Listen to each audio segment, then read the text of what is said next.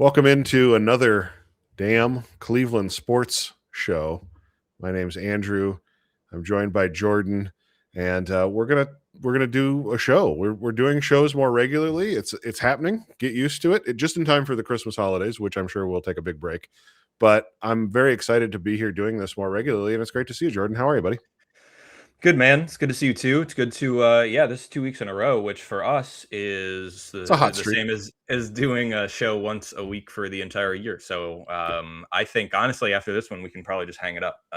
It's so funny because when we were talking about doing this, we started talking about doing it in August, Yeah, genuinely. And we're like, when should we start? And we like overthought it a little bit. And yeah. then finally, like the energy came together. And then there was just like a lot of technical stuff that we had to figure out and learn how to do. And it's just very funny to me to be starting a new venture fairly routinely, like regularly, leading right into Christmas at the end of the Brown season. Like it's just, I mean, if you were trying to plan a bad time to do it, it would be now. Hmm. But I'm Yeah. still excited to be doing it. Listen, they say that our the destiny's laid out for us, Andrew, and this is just what it was, and we can't change that. Wow. Yeah, we're walking the podcast path that was set before us. And Jeez. yeah, So you really are living in So California. I've found enlightenment, and I have brought that to the podcast. Yeah. Are you wearing shoes right now? You're probably not wearing shoes. I'm guessing I'm you're not. Can I tell you the most and maybe this could be a segment that we come up to, because I like to keep track of the most LA things that I see as I've been out here. Yes, absolutely. Well, So and then I would the say natural counterpart to that is me, the most Wisconsin things that I've seen. Yeah, absolutely. And we can juxtapose those Yeah, next to each other. that's right. So I moved to Santa Monica in August. Oh, And there is down the street from me, there is it's a dog park at its most, at its core. mhm. But you walk by it. For the longest time I was like, what is this? It's surrounded by a fence. You can't really see in, and I thought it was like a huge brewery. I was like, dang, that place looks so cool. Like, I hear music coming out of it. There's a DJ there sometimes. I'm like, what is this cool Santa Monica place?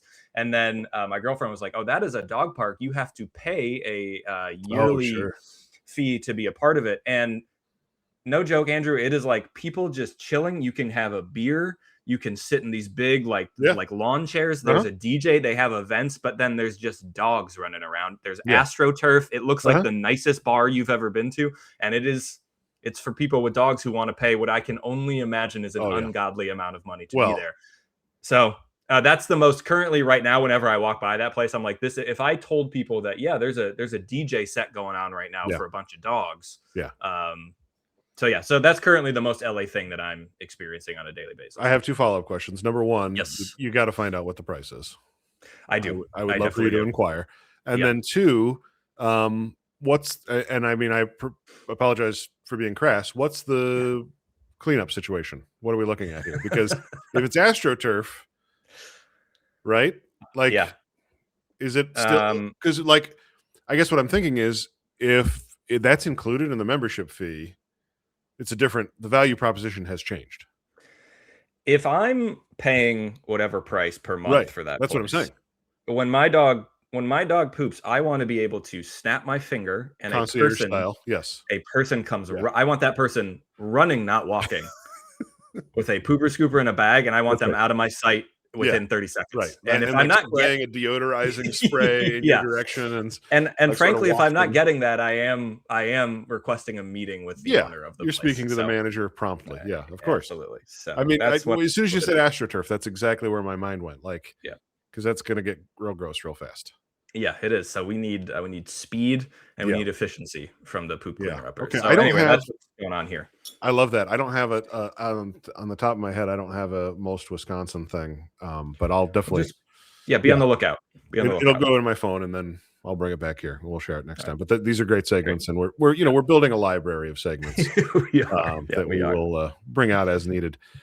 Speaking of which, we debuted a segment sort of connected to your newsletter, your Substack last week. It's basically what the heck is going on in Cleveland sports. If we get real mad, maybe we would say what the hell is going on in Cleveland sports. It depends on how sweary you want it, how edgy. You don't want to see us mad. That's right. Yeah, don't get us angry. And I think today, Jordan, because it's been kind of a goofy week in Cleveland sports in my mind. I think it might be time for a double dose. I think around the holidays, you're having multiple celebrations. You're That's right. probably having multiple dinners, multiple Mhm. helpings. So I think we said, why not? Why not us? Why Yeah. not a second helping of what the heck is going on in Cleveland sports in one episode? And I think that's fine. I think it's great. I think it's a two-plate situation. Yep. A lot of Christmas dinners. You go to those ones. It's like a holiday party, but then the plates are very small, Too small. and so now you're thinking, well, if I want all of this stuff, I'm going to need to make two plates, and Yep. that's what we've got here because the Cleveland sports media, Jordan, is crazy, Whew. is just bonkers, bananas, cuckoo. And one of the things you and I talked about when we started talking about doing this was I don't want to do this in like a name names, go after people personally because that's not what this is about. But I think you and I both have feelings on, I would say, the quality of the reporting and the insight at times that a lot of Cleveland sports fans receive. And I get mad about it because I see a lot of people that are Browns fans or Cavs fans or Guardians fans being misled at times because the teams will kind of try and get away with whatever they want. And if the reporters aren't up to the task of kind of holding them to account and telling you the truth, you can end up with I think a pretty skewed view of who's to blame and what's really going wrong and those sorts of things. And so, I mean, I don't know that we're always going to be able to set the record straight, but I think when things get real goofy, it's helpful to just kind of get together and talk about how wrong it feels like people are about some of the things that are going on. And obviously, the top of that list is Shedeur Sanders. Yeah, I think there is, from my perspective, like such a frustration of where conversations get driven and who they get driven by. Right. So I think for an example, a very recent example, I believe this was just yesterday. Um, the topic right now is, will the Browns draft a quarterback Right. in the draft, or will they see enough from Shedeur Sanders where they will go into next season with him, fighting for a starting job without drafting a quarterback because they have so many other needs that why wouldn't they just spend that draft capital building up the offensive line and the wide receiver room and every other position but the most important one on the field? Which, like, listen, I think there are arguments to be had and a debate to be had about like team building, right? Like Yeah. Sure. I'm interested in various opinions on that and all that. I laugh when a franchise that has been searching for a quarterback since the moment it returned in Mm-hmm. 1999, and outside of a maybe very brief stretch with Baker Mayfield, has not found that quarterback and therefore has not had any success on the football field. It is very funny that we are entertaining conversations about one, like the rest of the roster has to be perfect before you can put a quarterback back there. We've gotten a lot of no quarterback could succeed in these circumstances sort of Right. tweets and Right. commentary, which I think is just absolutely insane. If you just look around the rest of the league, there are quarterbacks playing well under bad circumstances all the time, every Yeah. single The year. Drake May conversation. It really kind of Drake begins May, and ends there. it does. And then the other thing that I think is very funny is like the bar for quarterback play and like what constitutes as good in Cleveland and as it sort of For relates sure. to Shedeur and like why Shedeur should get another shot without drafting another quarterback next year. Before you go Is down also that crazy. road, Yes. like to your point about the conversation, I think it's so Yeah, much a let's start product there. of not having anything to talk about. Right. And like I said just a minute ago, like this is the wrong time of year for us to start doing this. Right. Part of the reason is that there's nothing to say with the Browns. It's constructive at this point. They're a bad football team that's poorly coached. The roster is poorly constructed, and they have to play out the string of a season that is totally meaningless. Like they're 3-11, they're probably going to end up 3-14, and there's not much to talk about because a lot of these players, by virtue of the contract situation, the salary cap situation, will not be back. So like you can't really have an intelligent conversation about the players because a lot of them aren't going to be here. So and listen, nobody's tuning into any YouTube sports show, no matter how well their set is decorated, to talk about the backup center, how Luke Whippler played, right? Or how what Gage Larvidan has to do to lock up the 5th wide receiver spot going in. Like, those conversations just aren't having. So all the conversation has to hinge around the quarterback position, right? And it creates this cycle of, well, okay, he didn't play well, so we can't do the hype train that we did last week out of Tennessee because we don't really have much to go on in that regard. So now we have to talk about, even though he was bad, has he still earned the chance? And then what if they do? And if you don't, then you have to draft the quarterback, and you have to you draft the wide receiver, and you draft the offensive lineman. And also, the other thing that I think is important to say here is that all of this is like totally outside of the context of any of the roster building decisions that led to this point, right? Like, I was saying in April on draft night, drafting a defensive tackle in the top 5 when there's offensive tackles and wide receivers on the board that were worthy of that pick, when you don't have a quarterback or a number 1 wide receiver or an offensive tackle of the future, is malpractice from a roster building standpoint. Those are 3 of the most valuable positions in the sport, and you passed on all 3 to draft a defensive tackle when you have one of the best defensive lines in the league.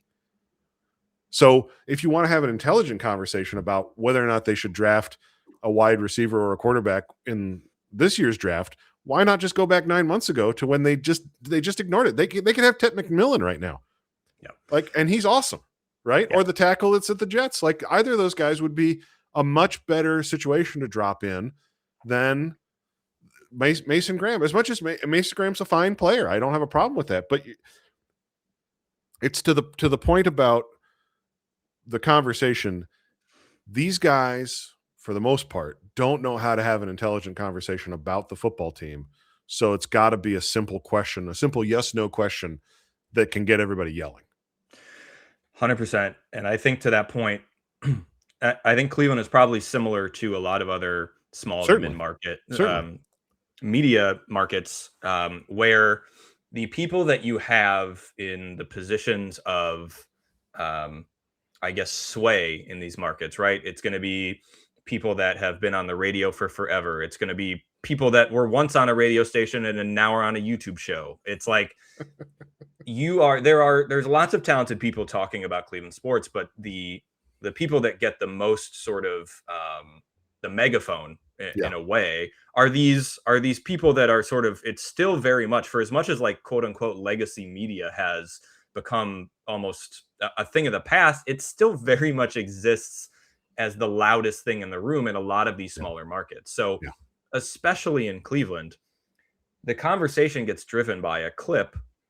Like, all I saw on my Twitter timeline yesterday was this debate about, whether or not you draft a quarterback when you have other needs, but it is framed by people whose opinions, again, to your point, are just people really yelling into a microphone and yelling about whatever. I mean, the easiest way to get, and this has been true for a long time, but the easiest way to get engagement online is getting clipped for social, like getting clipped yelling about something like the Browns aren't giving Shedeur a chance, or the Browns are sabotaging Shedeur. Like these topics that are insane and asinine, but are you're going to see 500 replies to it. And it's also funny though, Jordan, that the I mean, Twitter is a different bubble, right? And so like you've got you've got like Browns fans as a whole, and then Browns fans within the Cleveland market, and then Browns fans within the Cleveland market that listen to sports radio or sports talk or watch these YouTube shows or whatever. I mean, including ours. I guess we're on YouTube too.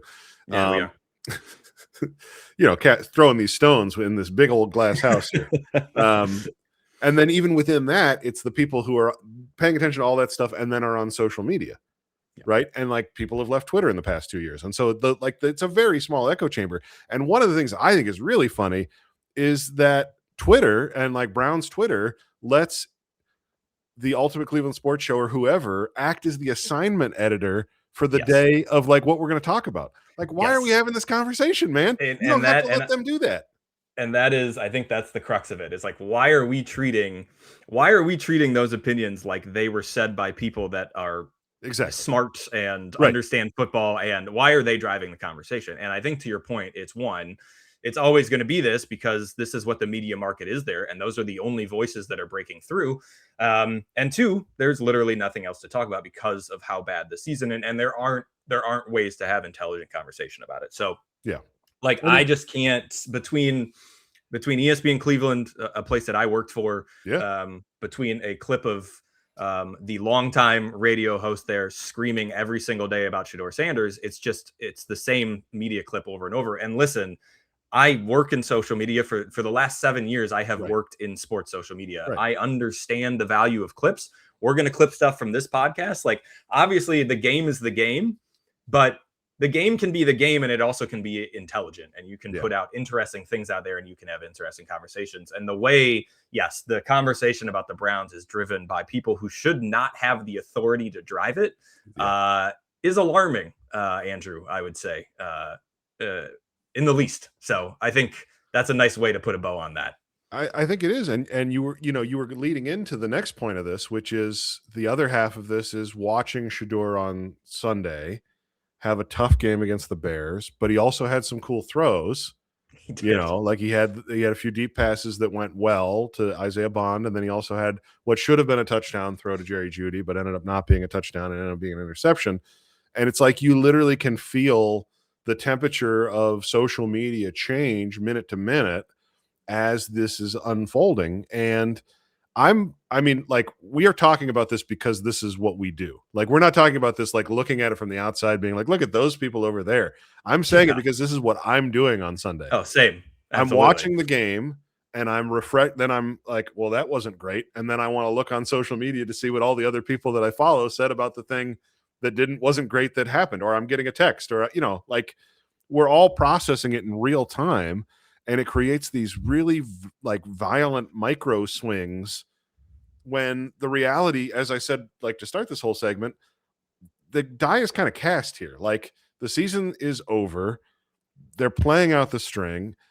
And I think realistically, there's not a great chance of any of what happens in the next 3 games changing like the perception of the people who are in the building now, or the people that come in and take their jobs, changing their perception of who the quarterback they drafted in the 5th round is going to be next year for them. Because when you have a top 3 pick, which is where the Browns are headed, and there are quarterbacks available, you draft the quarterback. Like, it's not complicated. So all of it just feels very much this year what we talked about with, do you draft a quarterback, whatever. Yep. The conversation about Sanders and like, that was a good throw, that was a bad throw, that could have been a good throw but wasn't a good throw. It all feels like we're just screaming into the void, because it truly is, in the big picture of like what's coming next for this team. I mean, it feels to me almost certainly meaningless. For sure. And I think your point about like Shedeur Sanders is the ultimate social media quarterback, in that because of what his fan base is, and because of the people that are, frankly, the obsession, I think, is the only word that you can use there. It's really wild. I can feel it myself watching the game, where you're really hanging on every throw and you're watching his movement in the pocket on every snap. And you're like, okay, that's a nice deep ball. Ooh, he held the ball there and took a sack on 3rd down. He shouldn't have done that. Where we are hyper fixated on every single play, which then does take away from like, okay, what's the bigger picture? And Andrew, I have just, if I may just read to you a couple stats. Oh, please. I love stats.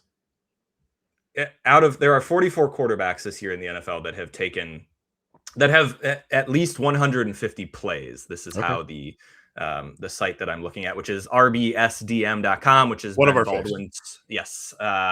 Which is Ben Baldwin on Twitter, does a lot of great analytical stuff, a lot of great work. Website is very valuable. In terms of EPA, so expected points added, and completion percentage over expected. This is a composite stat for quarterbacks. Number 44 out of 44 quarterbacks is Shedeur Sanders. Can you guess who number 43 is, Andrew? You want to take a gander at who is right under him?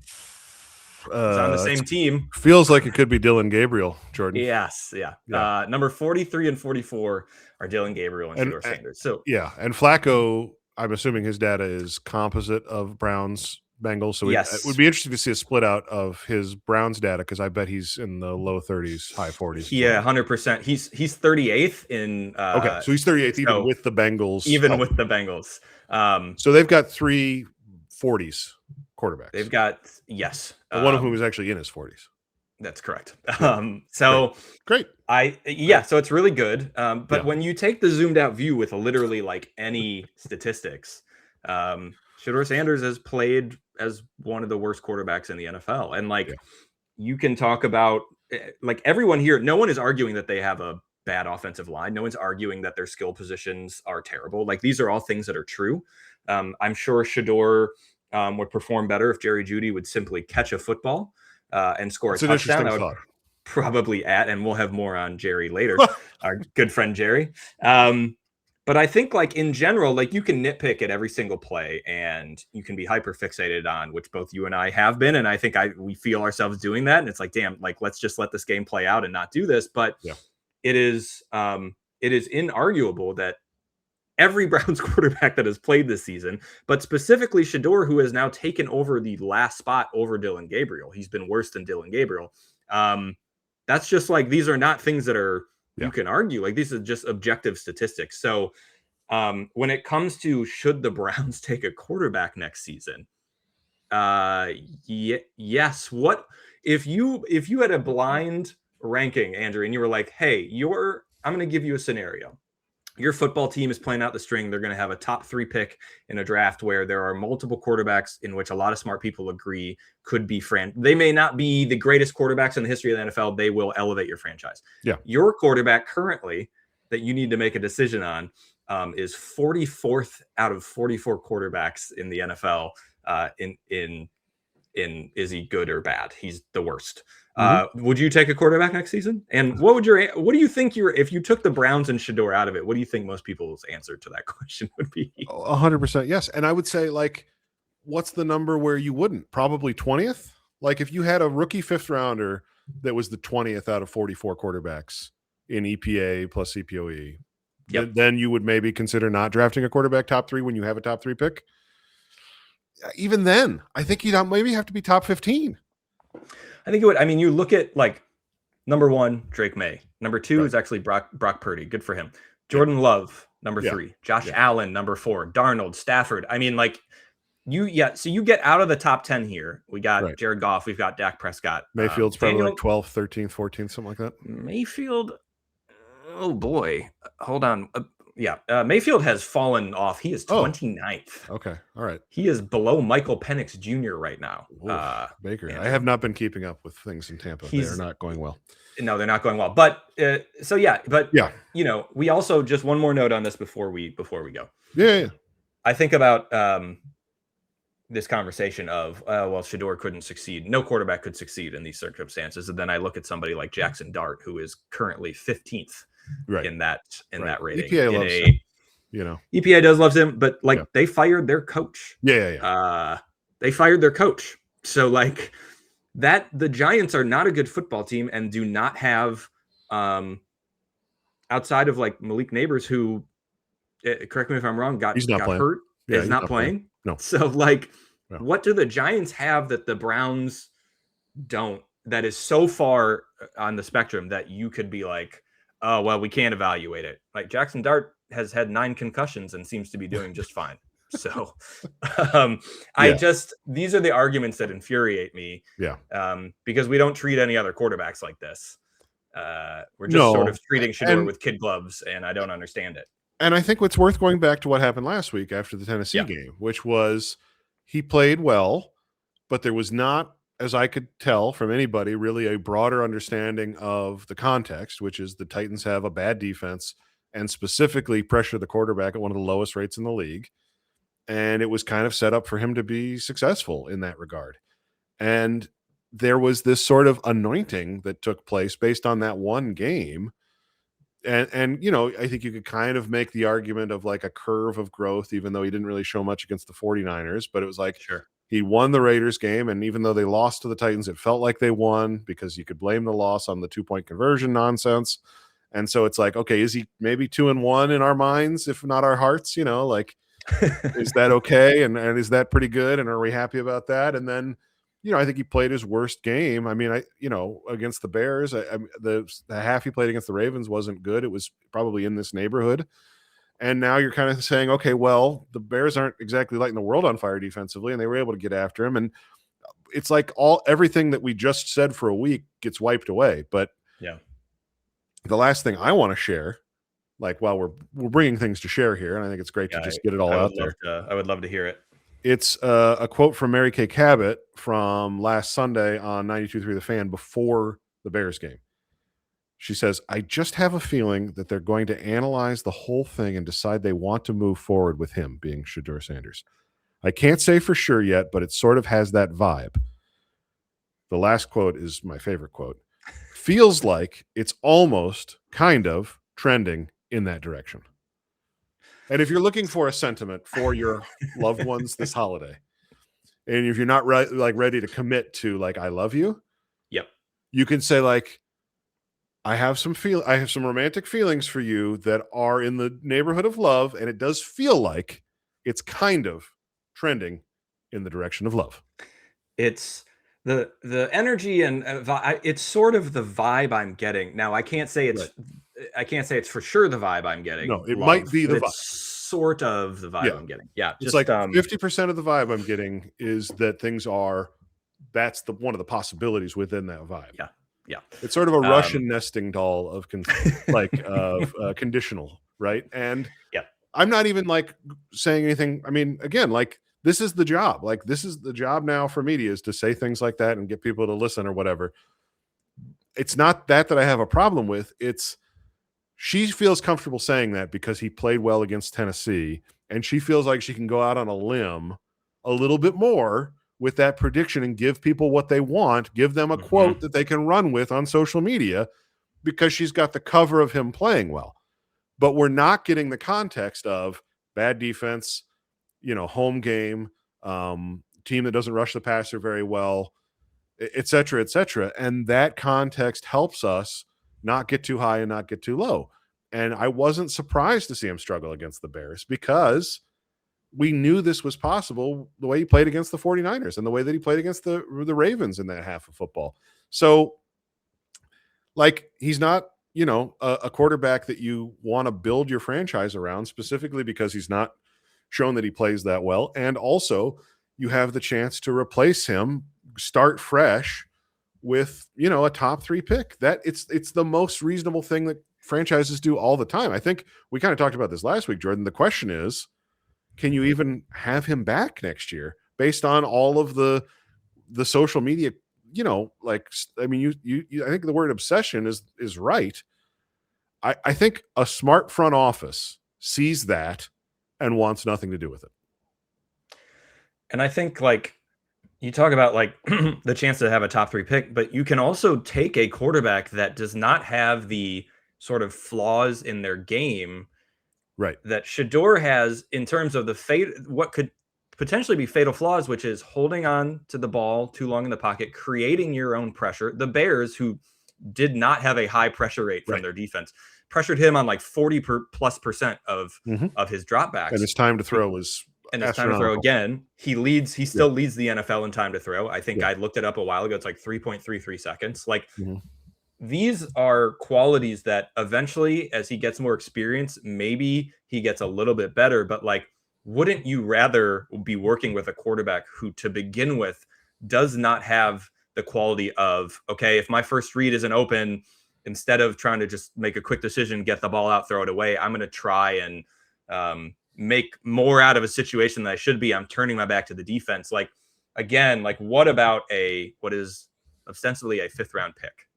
Right. At the end of the day, would make you would preclude you from taking a quarterback high. There are just so many things that even in the most rosy evaluation of what Shedeur has done so far, it still would not and should not stop you from taking a quarterback who has the potential and a ceiling that is much higher from day one. And I think that to me is, and we saw that against the Bears, is his flaws were on full display, and these are flaws that he's been playing like this for so long at Jackson State, at Colorado. That's how he plays, and it's ingrained in him, and that is what it is. And it's going to take a really long time to get him out of those bad habits. And I think that's where it's at. So I think you and I are full go on to take a quarterback because there's just nothing there that is enough that would make me say, yeah, I'd feel great about training camp next year with him and Deshaun and whoever else. No, and I mean, the last thing I want to say about this whole decision is that it is downstream of another decision the organization has to make about who's here next year, right? General manager, head coach, are those guys coming back? Because I think Andrew Berry is much more likely to bring Shedeur Sanders back than whoever would replace him. Sure. Because of the way that he views the position. He has proven again and again and again that he views all of these roster spots as essentially, all the players are fungible assets. And if you have, a plus EV, situation, you ignore all the other context, right? You ignore the social media stuff. You ignore the press conference stuff. You ignore that if he is the backup to a rookie, he's not going to be, the most helpful in all those situations. All the stuff that happened earlier this year, you ignore all that and you bring him back because there's a 5% chance that it all works out and it turns into the RG3 Kirk Cousins situation down the road. Like that's how Andrew Berry thinks. And I think it's one of the main arguments for getting rid of him because I think it's a really terrible way to run a football team. But I think the whole conversation about what they do in the draft is absolutely downstream of who is there, because it has to be, because that really is going to affect. Like, I think somebody new coming in is going to have a different opinion on the Deshaun Watson situation, as I've said before, and whether or not you should split his money over future years. And I think they're going to have a different opinion, to your point, about whether or not you want the loudest 5th round pick in the history of the NFL to hang around. So, like, I think that stuff is all going to have to be decided after whatever happens at the first week of January. Yeah, and we got our first question to Kevin Stefanski about his job security. Oh, that week. was so good. So that was we're there now. It's not his focus, Jordan. It's not his focus. No, we're gonna get better at coaching and it's not his focus and playing. And it's not his my focus right is the now. Bills, and you're gonna see that on Sunday. Oh boy, you're gonna see it. So yeah, we have reached that pinnacle. Let's do like 2 quick minutes on the 2 quarterbacks that are for sure. Well, maybe not for sure. Fernando Mendoza is the one, right, from Indiana. We just won the Heisman. My scouting report on him is Matt Ryan with Kirk Cousins' personality. Yeah, and my biggest red flag with Mendoza is that we talked about LinkedIn. Yeah. What a horrible place it is.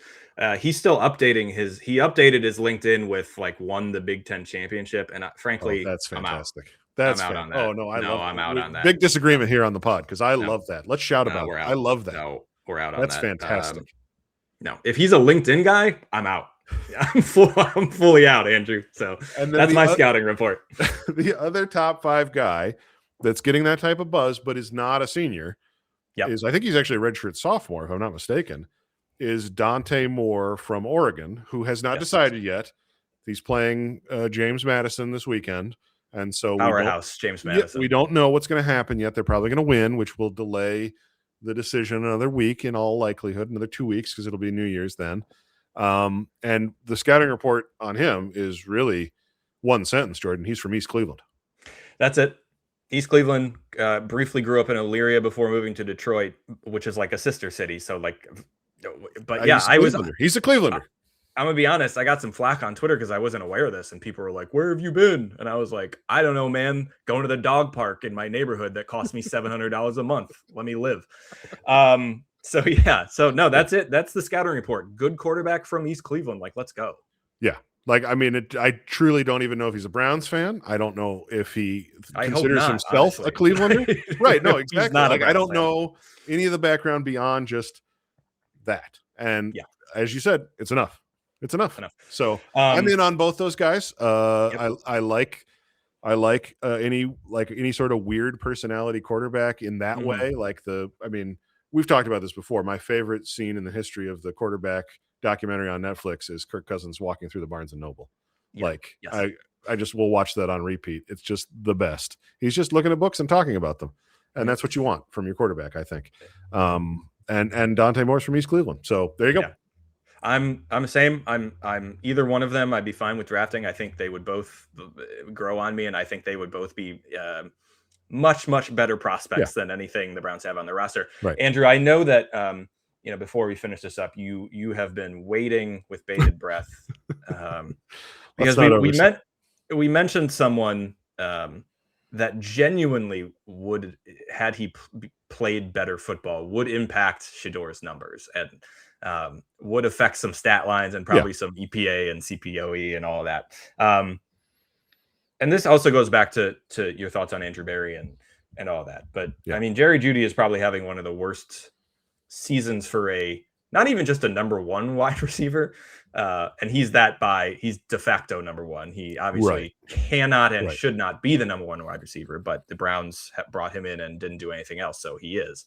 You mentioned that on a very pretty pass from Shedeur Sanders to the corner of the end zone, hit him in the hands. He dropped it, and it ended up in the hands of a Bears defender. And so what probably should have been a touchdown, 90% chance of a touchdown, turned into the 10% chance of an interception. I think that really just encapsulates the season that he's had, both on the field and off it, with some weird locker room interviews and just attitude and all of that. And no, I think like your thoughts that you expressed to me before we started recording on Jerry Jeudy really is such a representation of a lot of how this Browns team operates on the field, and honestly, the front office and things that they have decided are important. Yeah. So the first thing to understand about Jerry Jeudy, he has a $10.3 million cap number next year.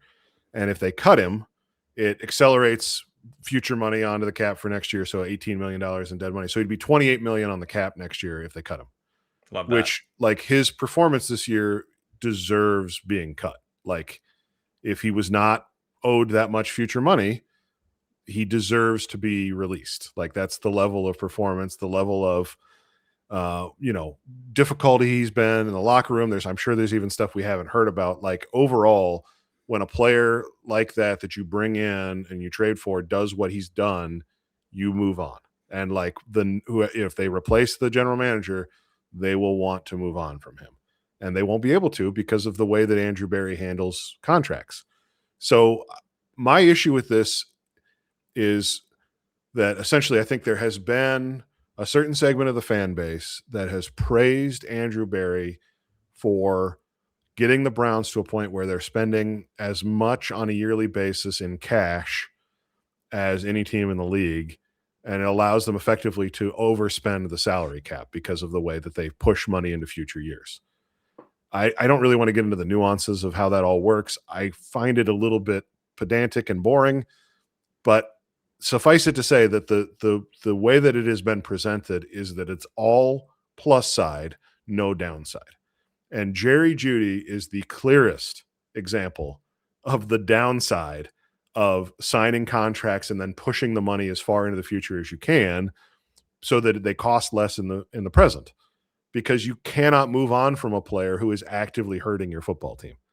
And there's no team building strategy in the world that says that you want to commit to a player of that caliber for that long and most importantly, insulate him from accountability, right? Because he knows, his agent understands the way his contract is written. He's not under any impression that he can't that he can be cut or that he can get in trouble for what he's doing. He can just keep putting out shitty efforts week after week and it'll be fine, right? So the essential thing to understand is everything in the NFL has a trade-off. The Browns are limiting their future flexibility by pushing money into the future for all of these contracts.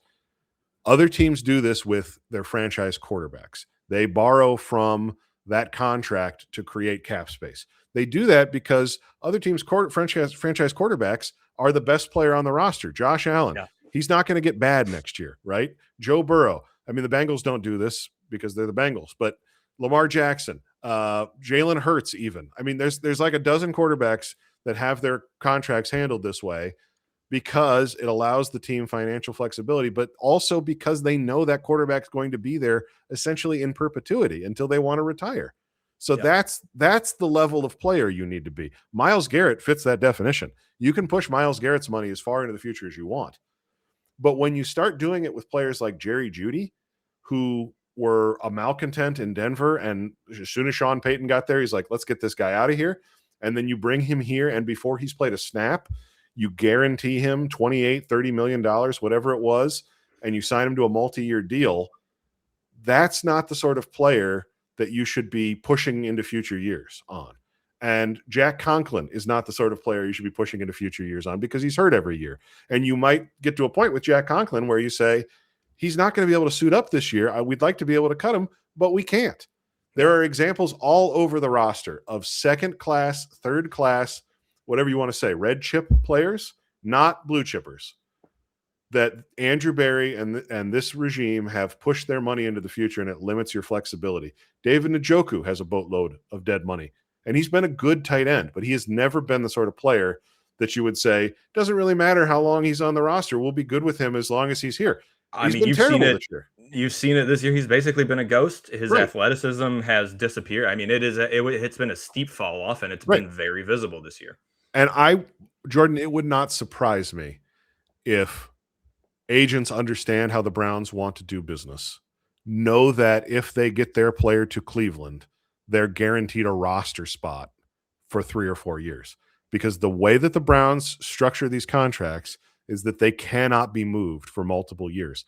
And the NFL is not the windows are not that big in the NFL. And the Browns roster right now, as much as the Deshaun Watson trade is the original sin that brought the rest of this down, the stuff that they've done financially around their second tier players is more damaging to their long-term flexibility, because the aggregate total of the amount of dead cap that they are holding on to and the lack of flexibility that they have around aging players puts them in a situation where they cannot move into a rebuild. They should have moved into a rebuild this year and gotten a lot of these older contracts off the books, and they could not afford to because of how much money was pushed into the future. It's as fundamental as that, and it means that whoever takes Andrew Berry's job is going to have a really difficult time digging out of it. But it's the number one reason to move on from Andrew Berry, because the NFL doesn't work this way, and there's a reason the NFL doesn't work this way, because it's very hard to predict which players are going to be good in 3 years. And Andrew Berry has not been good at that, by the way. So you end up in this situation where you've got a bunch of expensive players who are not playing well. And I think like that just puts a bow on this whole, like all of the decisions that they have made as a cat enters. Yes. Cat enters the scene. Get in here. What's the cat's name? This is Bikini. Bikini. Nice. Beautiful. Yeah, this is Bikini. Okay. Yeah. She's just she's got work to do. She needs the desk. Sure. Yeah. Some emails. She's got deadlines. Yeah. The cat's gonna pound out a few emails while we chat. Yeah, absolutely. I think like to put a bow on all of it, it is all of the decisions that they have made have come to roost, right? Like all the stuff you That's just a great way to put it. Yes. All the stuff you just talked about, the Deshaun Watson trade, not only that, but what you mentioned with Jeudy and pushing money to the future. And what has it brought you? Right. What benefit have you gotten? You are getting one of the worst seasons of football, one of the worst offensive seasons of football I think we've ever seen, truly. There is a tweet that I sent out with a quote tweet of somebody by like the DVOA. This is one of the worst, of the worst offensive seasons of football of all time. They just played the 11th worst offensive game of football. Yes, that's in the history of DVOA. Yes, the 11th worst ever. By almost any metric, again, like any metric offensively, they are having one of the worst seasons you've ever seen. So like these decisions have put them in a spot with this roster where the people responsible for it should not have jobs. I think no matter how I've been probably as big of a like, let's continue with these guys. I think they're smart and I think they know what they're doing. And I've sort of this season have come to the place where I don't feel like that anymore. And I do think that I've always maintained that like the people that have made the decisions that put the franchise in this place should be held responsible for it. And we don't know if that's going to happen, Andrew, but I think like your points are all incredibly valid. And again, like if you're going to be considered a quote unquote cap wizard, you need to also have some results that are positive that have come from that wizardry. And I don't think we have any. I don't think we have any. And I think, I don't want to say that Kevin Stefanski and Andrew Berry haven't done good things in their time. Sure. This is not a Freddie Kitchen situation where it's like, just get the dude out the door as soon as possible. Like it's not a Joe Banner. We have examples of like guys that really essentially only failed. That's not the story here. They have succeeded in some ways. And there are things that the Browns do that I would like to see them continue doing. I don't want them to burn the building to the ground and kick everybody out. I think they need different leadership that understands how to comprehensively build a football team, not just a collection of assets.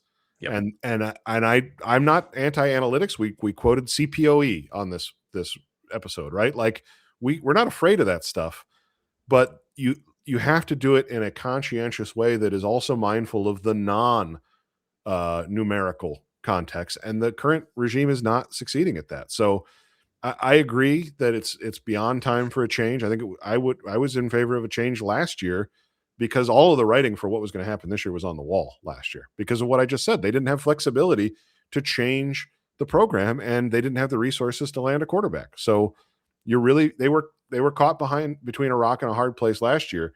But it's important to remember that rock and a hard place is entirely their doing. The last thing I'll say is there's a very Cleveland thing about being afraid of a general manager or a coach going on and having success elsewhere, right? Mm-hmm. Like the Kyle Shanahan 2014 Browns season, where they were an incredible offense. The PowerPoint. Right. That's the shorthand. PowerPoint. PowerPoint. Yeah. We live in fear of the PowerPoint. We do. If Kevin Stefanski gets fired and ends up being the Giants' next head coach or the Titans' next head coach or the Eagles' next offensive coordinator and is successful, that's fine. The responsibility the Browns have is to hire a good head coach that will do a good job with the team that they have. And I think it's very clear that Kevin is not capable of doing that anymore here. And I don't necessarily blame him if he's like, it's been enough. I'd like to get fired now, please. Fine. That's fine. That's totally fair. He has put his shift in. But I am not going to live in fear of him going someplace else and being successful because I don't think that he is capable of turning this around. And I feel the same way about the general manager. So if they are successful elsewhere, good for them. I wish them both well. That's not going to change the way that I feel about their future here. Yeah. Yeah, I think it's more than likely that he'll end up having success somewhere else. But yeah, I hope so. Yeah, but sometimes your time is up at a place, and right. The baggage that you're carrying is too heavy, and the baggage here in Cleveland from the Deshaun Watson trade and on is much too heavy at this point. So I'm in agreement with you there. Like you cannot be. I mean, that article about like all these places that would take him was very clearly influenced by some agents and some, of course, but I'm sure they would be, and I'm sure he'll do fine because I genuinely, like, to your point about like the Freddie Kitchens, the other people, like I genuinely think Kevin Stefanski is smart and knows football. I think Agreed. Andrew Berry in many ways is very smart and knows what he's doing. I just think that like they back themselves into a corner that they cannot get out of, and sometimes you just need to cut bait, and it's as simple as that.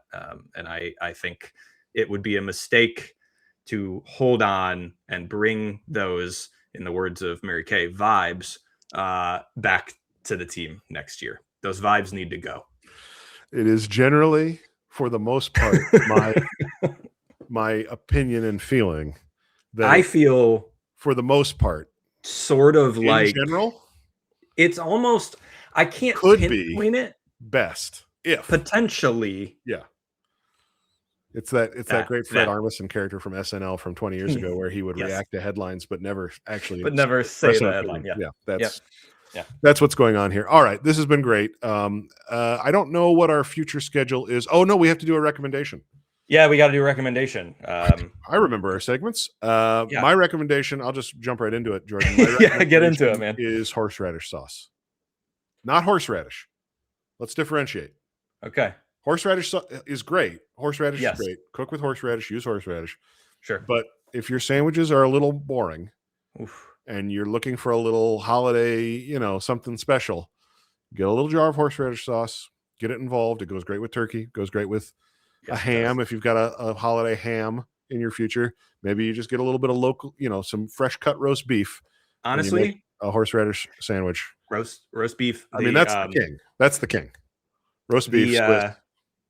There is a sandwich shop in Cleveland Heights that has been there forever and ever and ever called Grum's. It's on Coventry. If you're a Cleveland Heights East Sider, you probably know like about Dante Moore. Like Dante Moore. So Dante, if you're listening to this, you can confirm. They have a sandwich there that's called the Hot Grumster. That's been one of my favorite sandwiches for years. Every time I go back and stay with my parents who still live in Cleveland Heights, I go and get a sandwich. It is roast beef and a bunch of other fixins, but the thing that makes it is the horseradish sauce. So I co-sign your take, and that's a great recommendation. That's a team wreck. That's a team wreck. We that is both a team wreck. something. I wrecked the sauce. He wrecked the sandwich. Yep. This is a perfect podcast. I really don't think that anybody's doing it better than this. No, I don't even know if I need to recommend anything because I just I think you just did. Now I'm really hungry thinking about that sandwich. So I would love a sandwich right now. Okay. Yeah. Well, great talking to you. That is what an incredible ending to this podcast. Thank you for saying it. Absolutely. Yeah, it's a lot of fun. I will have to figure out what our schedule is with holiday travel. I know Jordan's going to be back in the land for a bit, so maybe we'll let you know, or maybe we won't, and we'll do something, try and do something live again, and see if we can make the audio problems even worse. So I don't know what's in our future, but I do know that I love all of you very much. Thanks for watching. Thanks for listening, everybody. We'll be back soon for another episode of another Cleveland sports podcast. I got to think about how that all ties together linguistically, but that's the name of the show, and it's what we do here. So thanks, everybody. Bye.